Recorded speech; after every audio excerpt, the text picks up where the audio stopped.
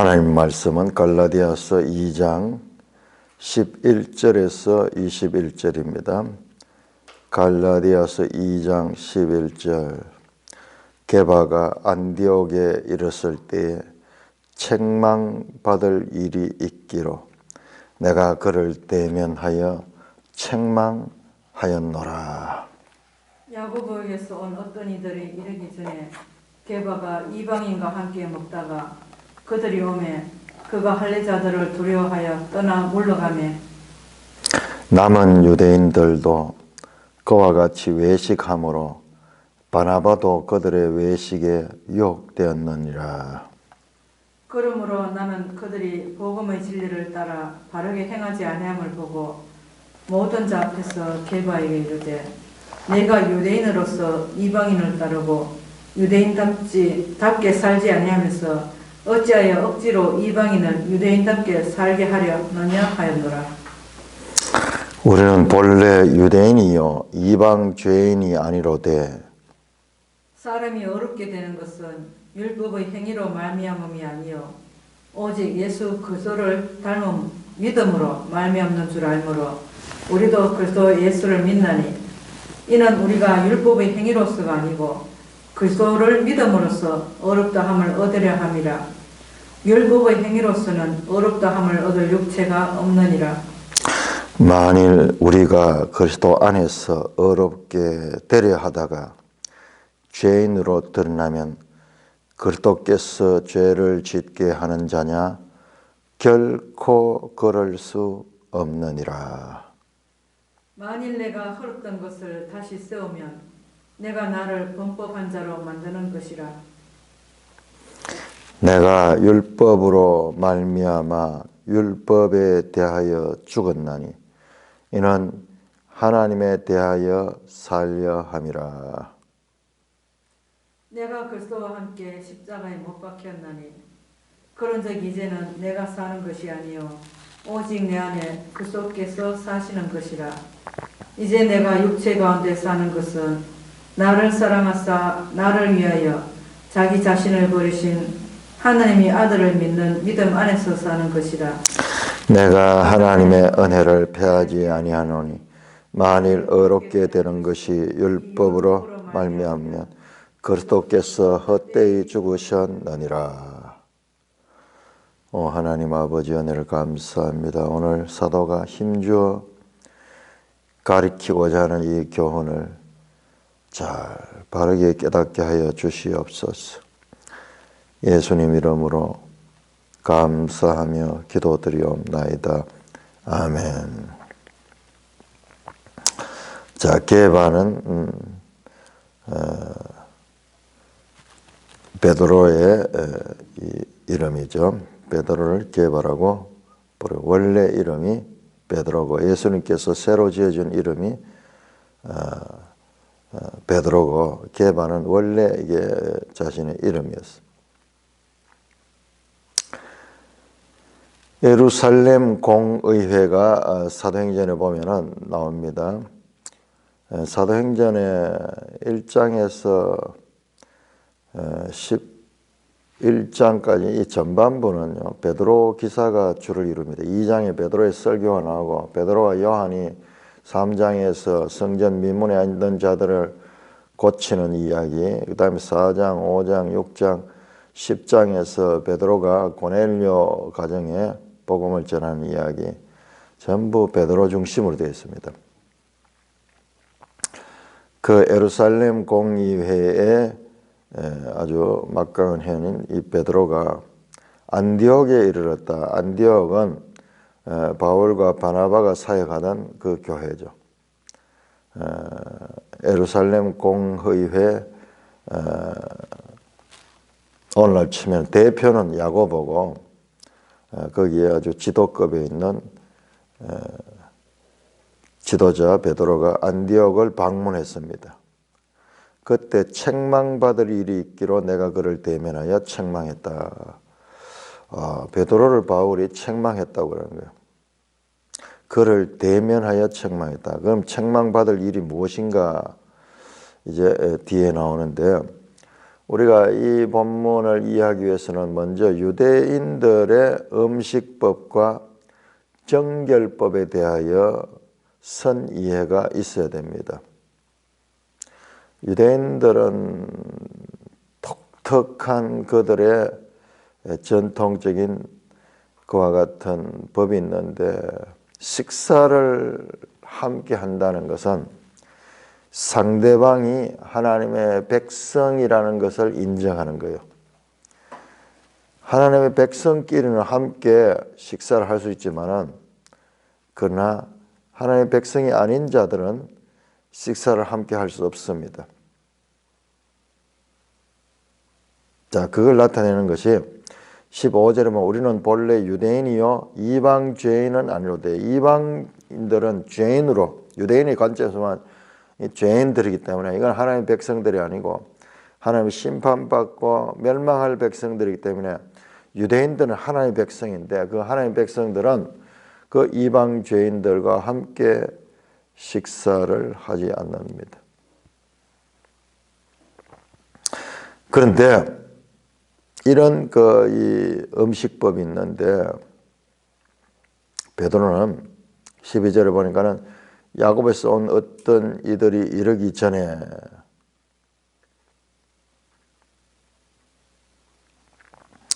게바가 이방인과 함께 먹다가, 그런데 이 베드로가 이방인들과 함께 식사를 했는 거예요. 그럼 이게 아주 개혁된 그와 같은 행동이에요. 전통적으로 가져오던 유대인들의 음식법, 정결법을 완전히 무시하고 이제 새로운 시대의 법을 따라 가지고 이방인들도 하나님의 자녀가 될 수 있다는 믿음으로 이방인과 함께 식사를 한 거예요. 여기 이방인들은 안디옥 교회 이방인 교인들이에요. 자, 이것은 우리가 또 더 알 수 있는 게, 베드로가 최초의 이방인에게 복음을 전하고 그들에게 믿음을 갖게 한 분이 베드로예요, 사실은. 고넬료 사건이 사도행전 10장에 로마의 백부장 고넬료 가정이 다 예수를 믿게 된 것은, 그것이 이제 이방인 선교의 첫 내용이죠. 그 사건을 앞두고 하나님께서 의미심장한 환상을 보여주잖아요. 그래서 하늘에서 이렇게 이 동물들이 쫙 내려오는데 이걸 먹으라 그러는데, 우리 유대인은 그걸 못 먹습니다. 그건 하나님 백성으로서 결코 먹을 수 없습니다. 관영한 것입니다. 그러니까는 하나님께서 3번 그걸 보여주면서 먹으라. 내가 이것을 새롭게 했다. 무슨 뜻인가? 전통적 유대인이 가지고 있는 음식법을 무너뜨리는 그와 같은 환상이었어요. 그러자마자 이제 고넬료에게 와달라는 부탁을 받습니다. 그래서 그 고넬료의 가정을 방문한다는 것은 유대인으로서 꺼림칙한 일인데, 이제 그 환상을 보고 났기 때문에 기꺼이 가서 복음을 전합니다. 그래서 그들도 성령이 충만을 받고 예수를 믿고 주로 고백하는 그와 같은 것을 눈으로 확인을 했는 경험자예요. 그렇기 때문에 대담하게 이방인과 함께 식사를 했다는 것을 알아야 됩니다. 자, 그런데 밥을 먹고 있는데, 식사를 하고 있는데 그들이 오매, 그들은 누구냐? 야고보에서 온 어떤 이들이. 야고보에서 온 어떤 이들은 누구냐? 예루살렘 공의의 의장이 야고보예요. 사도행전 15장에 보면 나옵니다. 최종적 결론을 야고보가 내리잖아요. 모든 상반간의 의견들을 다 듣고 수합한 다음에 나중에 야고보가 판결을 내는데, 야고보는 예루살렘 교회의 그와 같은 대표자들입니다. 그러니까 야고보에서 온 어떤 이들은 예루살렘 교회의 파송을 받은 이들이요. 그들도 이제 안디옥 교회에 왔다가 보니까는 여기서 베드로가 이방인 교인들과 함께 식사를 했다. 그거를 이제 그들이 왔다는 소식을 듣고, 자, 여기에서 그들이 오매 그가 할례자들을 두려워했다. 할례가 갑자기 나와. 할례자는 유대인이에요. 유대인들은 다 난지 8일 만에 할례를 받습니다. 그래서 왜 여기다 유대인들을 갖다가 할례자라고 이야기하느냐 그러면, 여기 문제가 지금 할례가 문제가 돼요. 초대교회의 할례 문제가, 할례를 유대인들이 할례를 받는데 이방인들도 할례를 받아야 된다. 이것이 바로 하나님의 백성된 표시다. 이와 같은 것에 대한 명확한 지침이 없었기 때문에 거기에 대해서 주장들이 의견이 많이 달랐던 걸 보면, 할례자와 무할례자 그 이야기가 여러 번 나오죠.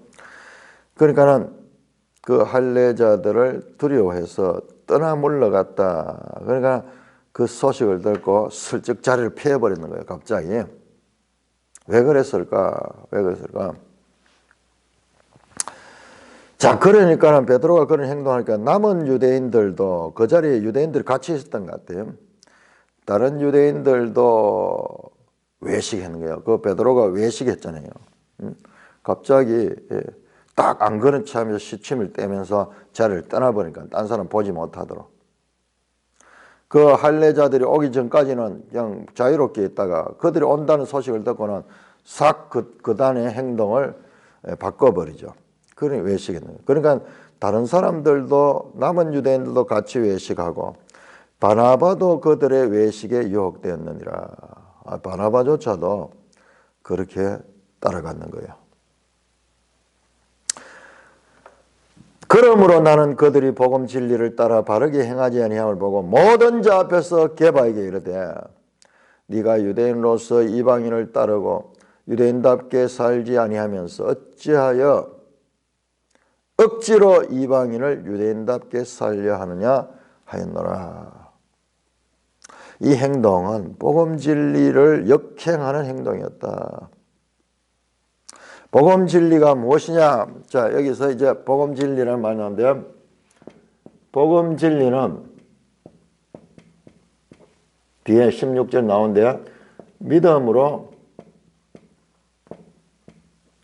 구원받으며, 믿음으로 구원받는다는 이 진리를 무시했다는 거예요. 베드로의 행동에 어찌 이것을 무시했는가? 베드로가 보니까는, 자, 베드로는 우리가 두 가지 면을 봐요. 첫째로 베드로는 믿음으로 구원을 얻는다는 것을 믿고 있었습니다. 그래서 복음 진리를 믿었기 때문에 이방인들과 함께 식사를 했어요. 이방인들도 구원받는 하나님의 백성이 될 수 있다는 그와 같은 믿음을 가지고 그들과 함께 식사를 했어요. 자, 여기까지는 베드로가 아주 믿음의 행동을 했어요. 자, 다음에 문제가 뭐냐 하면은 그 할례자들이 온다 그러니까는 지금까지 믿음으로 이방인들과 함께 식사하던 걸 숨기면서 거기서 떠나가 버렸어요. 이때는 뭘 했냐? 의식을 하는데 율법을 의식했어요. 율법. 그들의 유대의 전통적인 그런 율법으로 이방인들이라도 할례를 받지 아니하면 이스라엘의 집단에 들어올 수 없어요.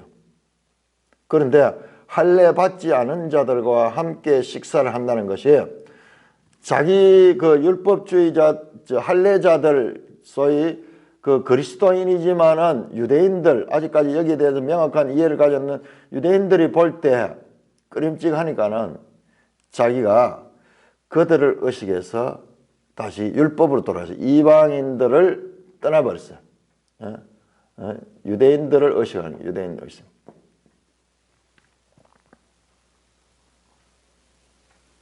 자, 우리 베드로의 행동을 두 가지 면에서 봐야 됩니다.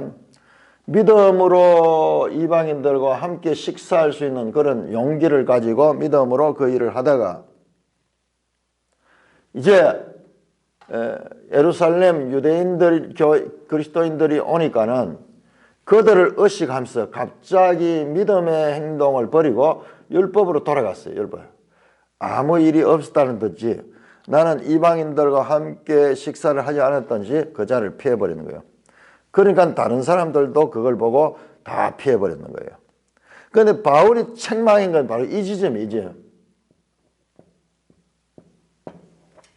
자, 무엇이냐 그러면 베드로의 행동은 믿음으로 시작했다가 율법으로 마치는 거예요.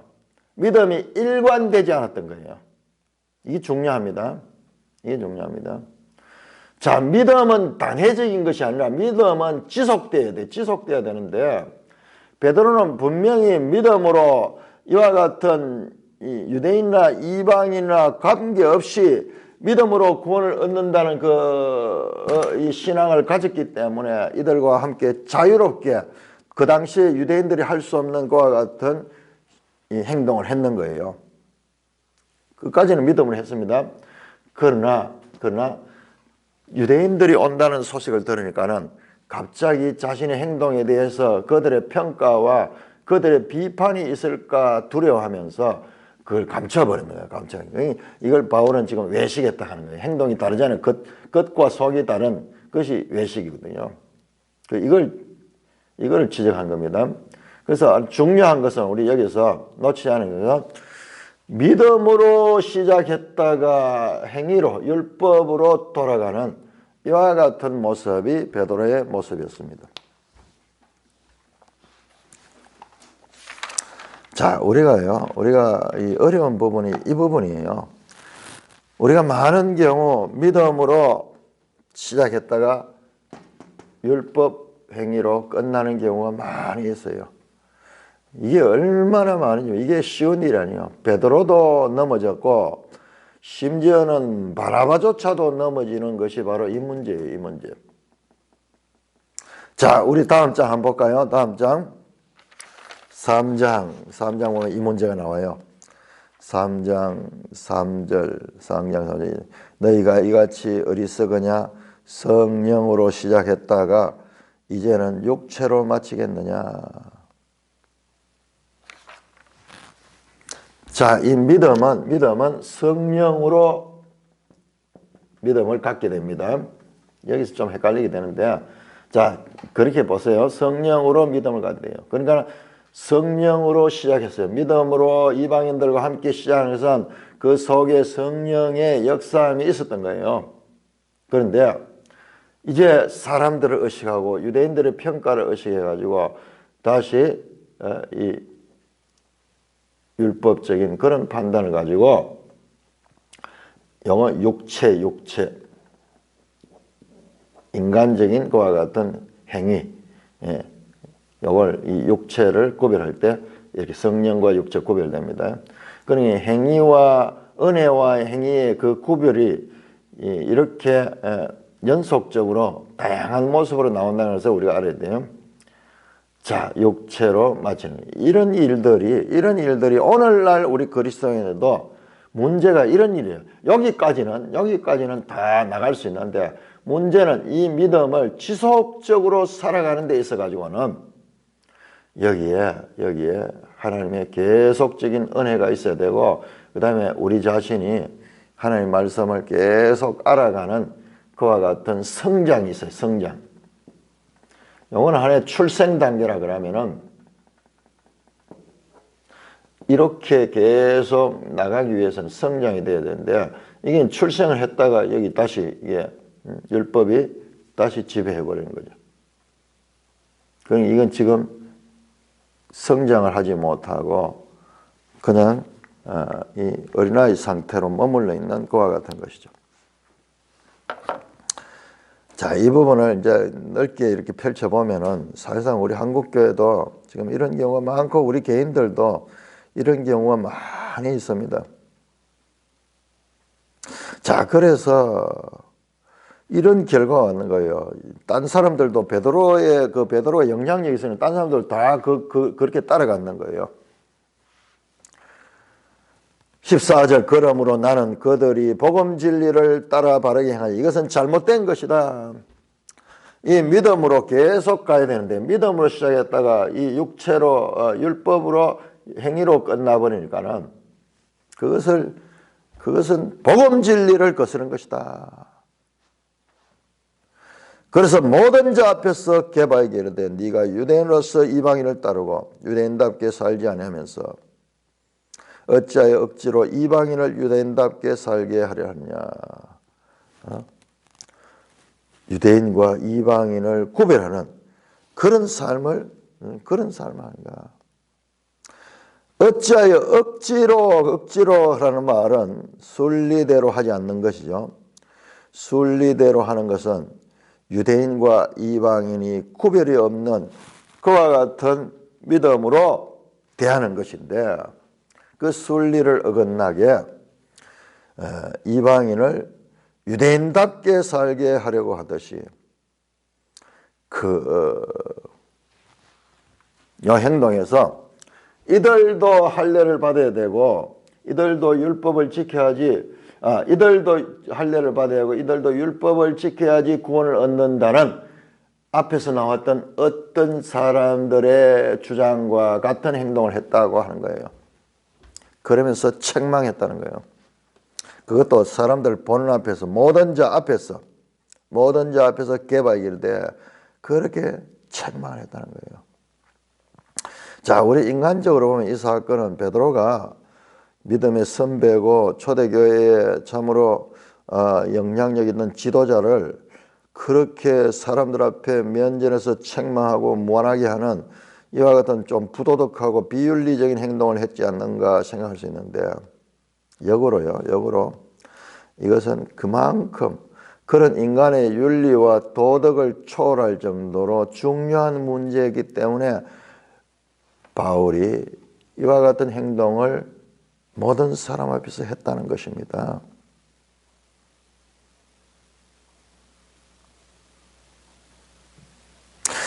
여기에서 우리가 알 수 있는 것은 어떤 인간관계의 윤리적 관계를 뒤엎는 한이 있더라도 복음 진리를 강조하는 바울의 중심을 봐야 돼요. 복음 진리를 강조하는 것. 이것은 사람의 눈을 보기보다는 하나님을 의식하는 태도입니다. 복음 진리에서 어긋나면은 구원받지 못합니다. 살고 죽는 문제예요. 지금 베드로에게 책망하는 문제는 인간관계의 문제지만은 이 복음 진리에 따르는 것은 살고 죽는 문제, 영원한 생명과 영원한 멸망으로 가는 길이에요. 베드로가 한 행동이 복음 진리를 가리는 그런 면이 조금이라도 있는 것을 용납할 수 없는 거예요. 용납할 수 없는. 그래서 바울이 이렇게 베드로를 책망했다. 이거를 우리가 보통 읽으면은 바울이 성질이 더럽다 그러면서 막 그러기 쉬운데 이 그런 차원이 아니에요. 왜 이걸 기록까지 했겠어요? 그만큼 복음 진리, 이방인들도 믿음으로 말미암아 구원을 얻기 때문에 유대인이나 이방인이나 구원 얻는 데 있어 가지고는 동일한 조건이기 때문에 다 하나님의 백성이 될 수 있다는 이와 같은 새로운 법, 그리스도 안에서 주어지는 새로운 법이 지금 이와 같은 옛 전통에 의하여 잠식당하니까는 이 부분을 강력하게 그렇게 지적하는 것입니다. 자, 내가 이 바울을 호의적으로 해석해서 그러냐? 그것이 결코 아니에요. 왜냐? 그 이어서 나오는 말씀을 보세요. 자, 이 사건을 사례를 들면서 이 베드로 사도가 이런 행동을 보고 내가 그것을 모든 사람에서 책망할 정도로 이 문제는 중요했다. 그러면서 이제 이어서 나오는 내용이 나오는 거예요. 우리는 본래 유대인이요 이방 죄인이 아니다. 그 말은요, 이방인은 죄인으로 보고 유대인들은 자기들만 하나님의 백성으로 이렇게 생각해 왔다는 것입니다. 그러나 자 16절에 사람이 의롭게 되는 것은 율법의 행위로 말미암이 아니요 오직 예수 그리스도를 믿음으로 말미암는 줄 알므로 우리도 그리스도를 믿나니 이는 우리가 율법의 행위로서가 아니고 그리스도를 믿음으로 의롭다함을 얻으랍니다. 율법의 행위로서는 의롭다함을 얻을 육체가 없느니라. 우리 갈라디아서의 핵심 주제가 제가 봤을 때 지금 이 말씀이에요. 이 말씀 2장 16절이에요. 2장 16절. 자, 믿음과 율법 행위를 대조합니다.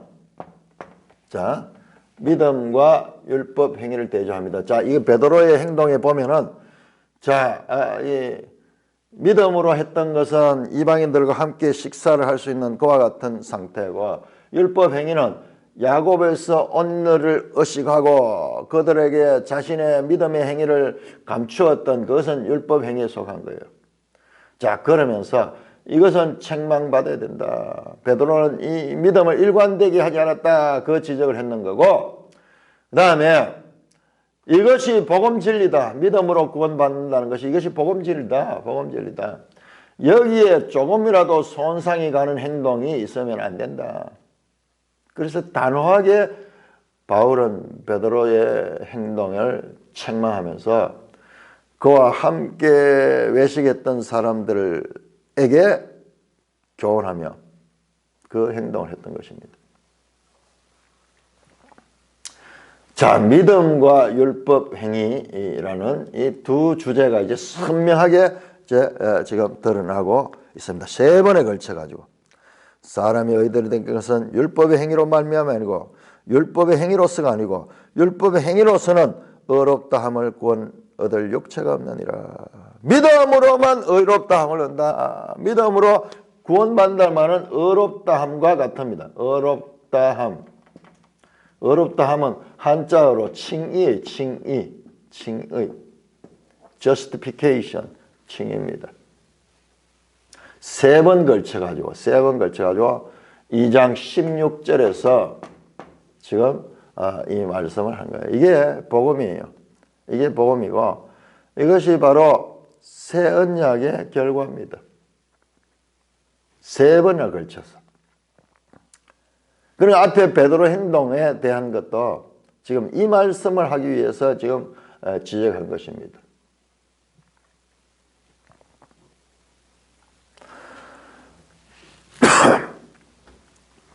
폭탄 선언이에요. 우리는 너무 많이 들어가지고 식상한데 이게 이제 로마서에도 계속 이야기 나오잖아요. 이야기. 자, 그러면 율법이 뭐냐? 율법이 뭐냐? 중요합니다. 자, 율법을 지키는 자는요, 율법 행위로서 구원받을 수 있어요. 레위기 18장 5절에 보면은 율법으로 행하는 자는 율법을 행함으로 살리라 그렇게 되어 있어요. 문제는 뭐냐? 그러면 제일 끝에 있는 16절 제일 마지막 절에 율법의 행위로서는 의롭다함을 얻을 육체가 없는 거예요. 육체. 죄인이기 때문에 사람은 율법 자체는 이것은 좋은 것이에요. 율법 자체를 우리가 온전히 지킬 수 있다면 이 율법이 우리를 구원을 가져다 줄 수 있습니다. 그렇지만 문제는 사람이 죄인이기 때문에 육체로서는 이 율법 행위를 다 지킬 수가 없는 거예요. 지킬 수 없는. 그렇기 때문에 율법이 사람이 죄인임을 드러내는 역할을 하는 거예요. 율법이 오히려 구원이 아니라 사람들이 율법을 다 지키지 못하는 것을 통하여서 죄인이 됨을 지금 알리고 있는 거예요. 율법은 온전하게 다 지켜야 돼요. 100가지를 지켜도 한 가지를 지키지 못하면은 그것은 율법을 범한 것이 되는 거예요. 뒤에 나오는데 그것도 언제는 지키고 아침에는 잘 지킨데 저녁이 돼가지고 마음이 흐트러져가지고 지키지 못했다. 그러면 그것 또한 율법을 범한 것이 되는 거예요. 100% 율법을 온전하게 지켜야 되는데 그럴 사람은 없는 거예요. 그럴 사람은 없는 거예요. 왜? 우리 속에 죄가 있기 때문에 그런 거예요. 죄가. 그래서 율법에 의해서는 인간이 죄인됨이 점점 크게 드러나지 이 율법이 구원에 이르게 하는 그와 같은 것은 사람에게 적용이 되지 않는 것입니다. 세 번에 걸쳐서 예수 그리스도를 믿음으로써 율법의 행위가 아니고 율법의 행위로서는 안 되고 율법의 행위가 대주제가 나오는 것입니다. 17절 만일 계속해서 이제 이어집니다. 이 주제를 설명합니다. 우리가 그리스도 안에서 어렵게 되려 하다가 죄인 노릇하면 그리스도께서 죄를 짓게 하는 자냐? 결코 그럴 수 없느냐? 자, 우리 그리스도인으로서 믿음으로 말미암아 어렵게 함을 얻는데, 그런데 이 사람이 믿음으로 말미암아 어렵게 한 사람이 이 사람이 죄를 지을 수 있는 거예요.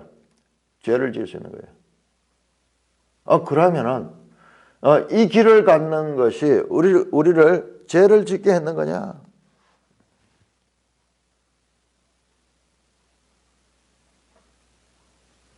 이 길을 안 가고 이 길을 가다가 우리가 죄인인 것이 드러난 거. 이것은 그리스도가 우리를 잘못 인도해서 죄를 짓게 하는 자냐? 그런 생각을 하는데 결코 그럴 수 없느니라. 결코 그럴 수 없네.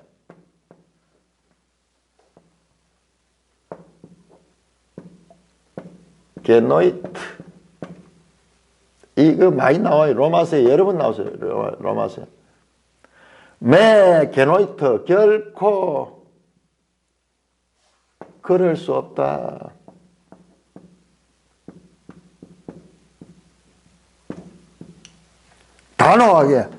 단호하게 그렇게 정의를 내립니다. 그러니까 우리 그리스도인들이 신자 안에 내재하는 죄, 예수 믿는 자라고 해서 죄가 없는 거 아닙니다. 신자 안에도 계속 죄가 역사하고 있습니다. 그렇다면 그리스도가 우리를 죄를 짓게 하는 자냐? 결코 아니다. 그것이 아니다. 명확하게 말씀합니다.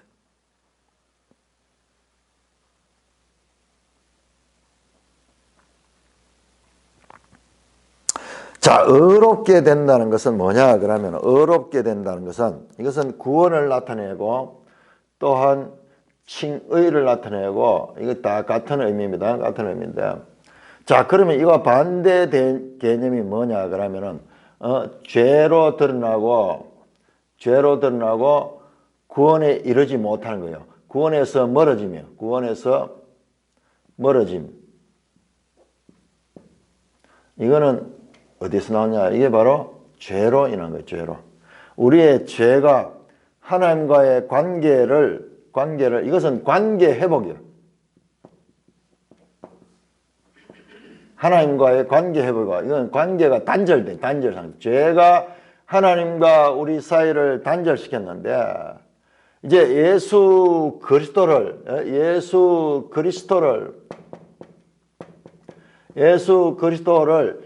믿을 때 하나님과의 관계가 회복이 됩니다. 관계가 됩니다.